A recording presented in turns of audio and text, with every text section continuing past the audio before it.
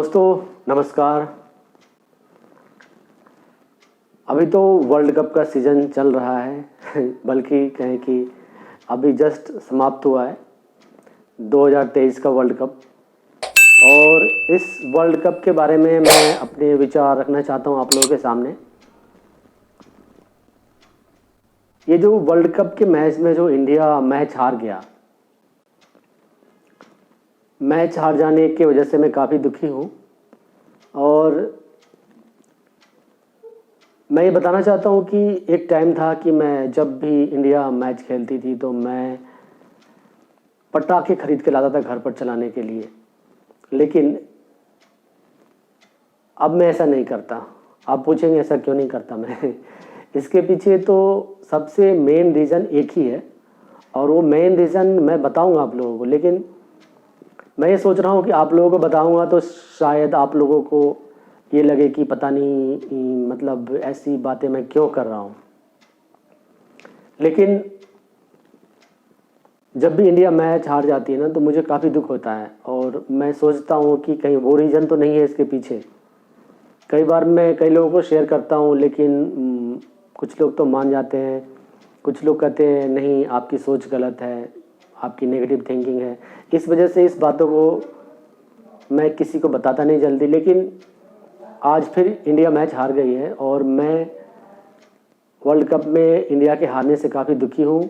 और मैंने सोचा कि अपने रीज़न को आज मैं बताऊँ आप लोगों को, और मैंने सोचा कि इसके लिए सबसे अच्छा माध्यम, सबसे आसानी से लोगों तक पहुँचने का जो तरीका है ये जो है ऑनलाइन है, और इस ऑनलाइन तरीके के थ्रू मैं आप लोगों को बताऊँ। मैंने जैसा कि आपको बताया कि जब भी इंडिया मैच खेलती थी ना तो मैं पटाखे खूब छोड़ता था इंडिया के जीत पे। मैं जब 10-12 में पढ़ता था तो मुझे पटाखे की जानकारी हो गई थी। मैं पटाखे लाता था और खूब सारे छोड़ा, जब भी पता चले कि इंडिया जो है कि मैच अब जीतने वाली है। लेकिन कई बार इंडिया मैच हार भी जाती थी तो मैं सोचता था कि ज़रूर कुछ प्रॉब्लम है, मुझे कुछ विश करना चाहिए, मुझे भगवान से प्रे करना चाहिए कि इंडिया मैच नहीं हारे। और मैं ऐसा सोचकर भगवान से प्रे भी करता था कि इंडिया मैच जीत जाए। लेकिन मेरे सोचने से तो शायद पता नहीं कुछ होता था कि नहीं, लेकिन मैं सोचता था कि ज़रूर कुछ ना कुछ हो रहा है और मेरे को प्रे करना चाहिए और ज़्यादा से ज़्यादा ताकि इंडिया मैच जीत जाए। तो मैं ऐसा करता था, पटाखे लाता था, पटाखे खूब छोड़ता था। बहुत कम ही ऐसे बंदे जो पटाखे छोड़ते थे, लेकिन मैं छोड़ता था। तो अभी जो इंडिया मैच हार गई तो मुझे काफ़ी दुख हुआ, और मैंने सोचा कि ऐसे जो इंडिया मैच हार गई इसके पीछे रीज़न क्या है। देखो, मैं तो बोलना नहीं चाहता था लेकिन मेरे मन में वो बात चल रही है, इसलिए मैं बता देता हूँ। क्योंकि देखो बताना चाहिए मुझे। देखो, मुझे ऐसा लगता है ना, मैं जब देखता था, जब मैं बता रहा हूँ छोटा जब मैं था, तब जब मैं 10-12 में था, जब मैं पटाखे छोड़ता था इंडिया के मैच जीतने पर, उस समय मैं पटाखे छोड़ता था और मैं कई बार सुना कि इंडिया मैच हार गई। इंडिया मैच हार गई, फिर 4-5 ईयर्स, 7 ईयर्स, 9 ईयर, 10 ईयर्स के बाद बहुत सी बातें पता चलती है। तुरंत पता नहीं चल पाता है कि क्यों इंडिया मैच हार गई। कई बार पता चला कि मैच फिक्सिंग होती थी। तो इन सब बातों की जब जानकारी मुझे हुई कि मैच फिक्सिंग होती है और इनके पीछे पैसा लगाते हैं लोग, सट्टा करते हैं लोग, ये एक बिजनेस है, जब मुझे इसकी जानकारी हुई तो मुझे काफ़ी दुख हुआ। और मैं सोचता था कि ये तो एक नॉर्मल चीज़ है, इसमें पैसे से कोई लेन देन नहीं है, जब मैं छोटा था तब। आज भी अगर आप जो यंग जनरेशन है, जो 5वीं 6ठी 9वीं 10वीं के बच्चों से आप पूछोगे कि इंडिया जो मैच हार गई जीत गई, तो उनको तो पता ही नहीं कि मैच फिक्सिंग और ये सट्टेबाजी और ये सारी चीज़ें क्या होती हैं। मैक्सिमम जो व्यूअर्स हैं, जो यंग जनरेशन है, जो छोटे बच्चे हैं, वो भी इंडिया को लेके काफ़ी एक्साइटेड होते हैं। जो भी यंग जनरेशन है उनको तो पता ही नहीं कि मैच फिक्सिंग में कुछ होती है। उन्हें तो बस ये पता है कि इंडिया मैच खेल रही है, इंडिया मैच जीतेगी या हारेगी। अच्छा खेलेंगे तो जीतेंगे, अच्छा खेलेंगे तो जीतेंगे ही जीतेंगे, और बुरा खेलेंगे तो हारेंगे। लेकिन मैच फिक्सिंग की जानकारी शायद उनको बाद में पता चलेगी कि ऐसी चीज़ें भी घटना घटती है। मैं नहीं कह रहा हूँ कि हर बार मैच फिक्स होती है या कुछ नहीं ऐसा होता है, लेकिन ये सारा कुछ बिजनेस है। और मैं अगर छोटे बच्चे जो मैच देखते हैं उनको और पता चल जाए कि मैचों की फिक्सिंग भी होती है और पहले ऐसा हो चुका है, तो उनमें से बहुत सारे लोग मैच देखना बंद कर देंगे। हालांकि मेरी ऐसी सोच नहीं है, लेकिन कई लोग आज भी कह रहे हैं कि मैच फिक्सिंग, ये सारी चीज़ें हैं, वो सारी चीज़ें। तो इस वजह से मैंने सोचा कि अपनी बातें शेयर करूं, और मैं तो चाहूँगा कि इंडिया हर मैच जीते। और मेरे जो फेवरेट प्लेयर हैं वो हैं सचिन तेंदुलकर, कपिल देव, ये सारे मेरे मतलब फेवरेट प्लेयर हैं। और धोनी जी जो हैं वो भी बहुत अच्छे प्लेयर हैं। मैं इन लोगों को काफ़ी अच्छा प्लेयर मानता हूं। और मैं बताऊं तो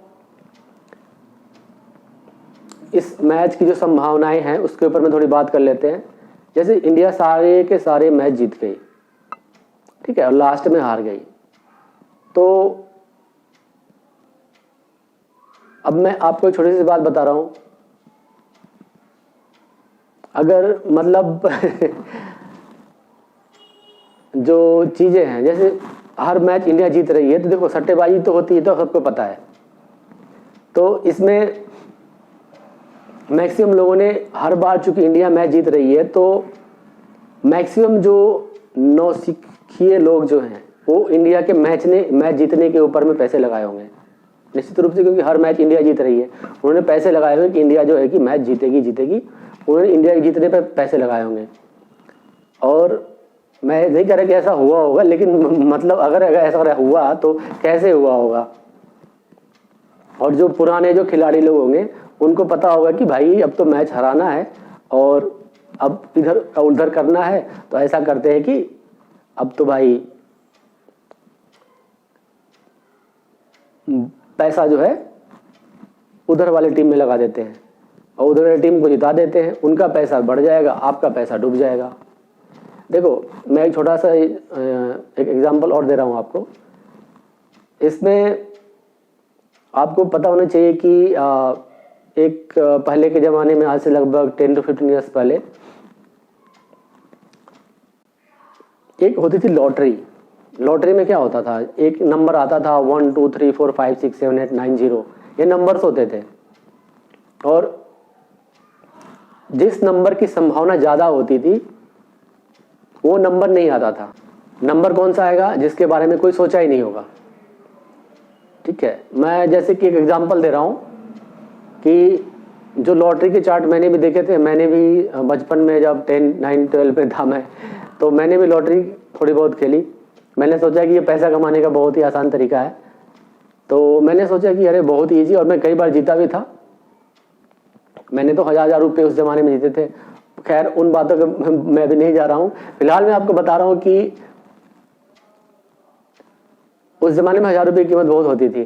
तो खैर चलो, मैं आपको बता रहा हूँ कि उनमें 0 1 2 3 4 5 6 7 8 9, देखो तो वो अगर आप देख रहे हो 5 6 7, तो जैसे मान लो कोई नंबर आ रहा है लगातार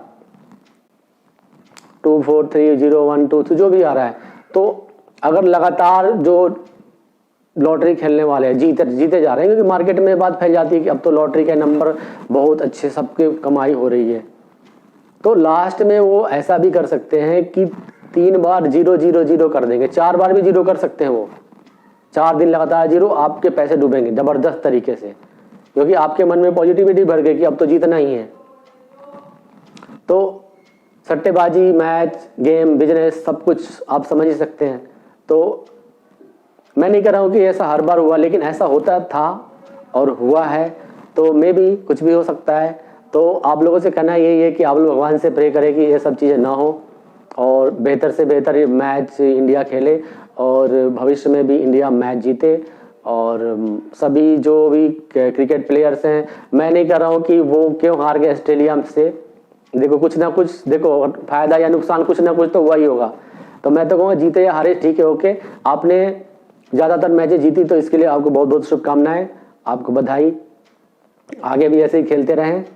और मैं छोटे बच्चों से कहूँगा जो मैच खेल देखते हैं, अपना समय लगाते हैं, थोड़ा पढ़ाई भी कर लें। और ये सारा बिजनेस जो है ना, ये बिजनेस वाली चीज़ें हैं, अपने माता पिता से पूछे कि क्या होता है, कैसे होता है। और वैसे मैं एक छोटा सा एक एग्जाम्पल और दे देना चाहता हूँ आपको। देखो आपने सुना होगा मिस वर्ल्ड की जो प्रतियोगिता होती थी, उसके बारे में आप क्या सोचते हो? आपको लगता होगा कि जो मिस वर्ल्ड की प्रतियोगिता होती है वो मतलब जो ज़्यादा सुंदर जहाँ जिस देश की लड़की होती है उसको बना दिया जाता है, ऐसा नहीं है। और है भी तो आपको बताया नहीं जाएगा कब क्या किया गया। देखो इंडिया एक मार्केट है, एक बिजनेस करने की प्लेस है, और जिसपे कि कोई भी कॉस्मेटिक जो आपका बनाने वाली कंपनियां हैं वो चाहती हैं इसको कैप्चर करना, और वो देखते हैं इंडिया में लड़कियों की आबादी है तो कैसे उनको प्रोडक्ट सेल किया जाए। देखो अगर सभी लोग ही मेकअप करने लगे तो जो रियल में ब्यूटीफुल होगा वही ब्यूटीफुल हो जाएगा फिर से। हाँ, अगर 4 लोग मेकअप करते हैं और 4 लोग नहीं करते हैं तो 4 लोग ब्यूटीफुल लगे, तो ब्यूटीफुल होने का फ़ायदा क्या है? फ़ायदा तो बहुत कुछ हो सकता है। तो मैं मेन पॉइंट जो हमारा ये है कि मिस वर्ल्ड भी इंडिया में बनाया गया इंडिया के मार्केट को क्रिएट करने के लिए, और ये बहुत अच्छा बिजनेस भी है। मैं नहीं कहूँगा कि इसको नहीं किया जाए। देखो अभी जो आंधी तूफान चल रही दुनिया के अंदर वो तो चलेगी, तो वो होना ही है और होगा ही, और मैं उसके लिए भी गुड विशेष कर रहा हूँ। हालांकि गलत सही जो भी हो तो होना ही होना है, क्योंकि हम लोगों के हाथ में कुछ है नहीं। इसके ऊपर बड़े बड़े उद्योगपति लगे हुए हैं, तो उनको भी गुड विशेष। और ये जो चीज़ें घटित होती हैं वो तो होंगी।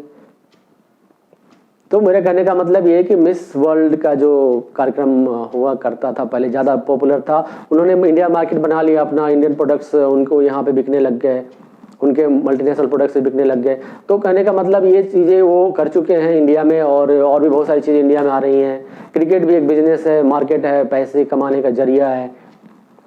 तो ये सारी चीज़ें हैं। तो मैं क्या करना चाहता हूँ आप समझ चुके होंगे कि देखो मार्केट हो या बिजनेस हो, जो भी है या सच्चाई हो, हम उसे रोक नहीं सकते। हमें देखना है और हमें अपने समय को सही जगह पे लगाना है और अपना काम करना है। तो इस वीडियो को छोटे बच्चे को शेयर ज़रूर करें ताकि वो समझे कि क्या होने वाला है, अपनी पढ़ाई पर ध्यान दें। और हाँ देखें ज़रूर, हाँ भाई, क्योंकि देखना ज़रूरी है। देखो इंडिया को आगे बढ़ाना है तो ये सब देखना भी ज़रूरी है, और सब कुछ ज़रूरी है। मतलब मैं तो कहूँ कि हर चीज़ ज़रूरी है थोड़ा थोड़ा, ताकि इंडिया का मार्केट भी ग्रो करे। ठीक है, लेकिन अपना काम करते रहना है, अपना जो मुख्य काम है वो नहीं छोड़ना है। ठीक है, और आप लोगों को वीडियो देखने के लिए बहुत बहुत धन्यवाद। और मैं सभी क्रिकेट टीम के जो प्लेयर्स हैं उनको भी बहुत बहुत शुभकामनाएं दे रहा हूँ कि उन्होंने जो भी किया अच्छा किया, वेल डन। और इसमें कोई भी दुख की बात नहीं है और ना ही खुशी की बात है। नॉर्मल रहें, क्योंकि दुख होने से भी कुछ नहीं हो सकता। हाँ, कोशिश ज़रूर करनी चाहिए। मैं नहीं कहूँगा कोशिश नहीं करनी, कोशिश करो, और सफलता मिले ना मिले उसके लिए दुख मत करो, कोशिश ज़रूर करो, क्योंकि दुख ही होने से आप खुद बीमार पड़ते हो। हमेशा खुश रहो। धन्यवाद मित्रों।